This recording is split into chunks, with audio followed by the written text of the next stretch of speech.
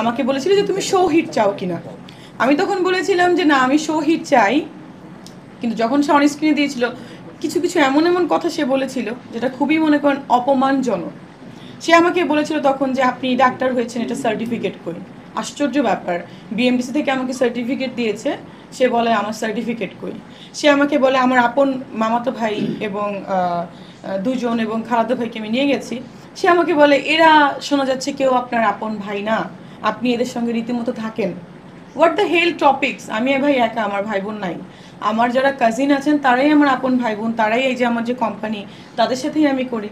মানে আমরা তো কখনো ভাবিই না যে তারা আমার কাজিন, আমি তো আপন ভাই এরকমই ভাবি। আমি বুঝলাম না, সে বলে আমার নাকি আমি নাকি কাজিনদের সঙ্গে থাকি। হোয়াট দ্য হেল মানে কথাবার্তা, এটা তো মানে এই ব্যাপারটা নিয়েই বলেছিলাম যে সে যেভাবে কথা বলে, সে যদি আমার সিনিয়র না হয়ে জুনিয়র হইতো, আমার তাকে থাপড়াইতে মন চাইছিল।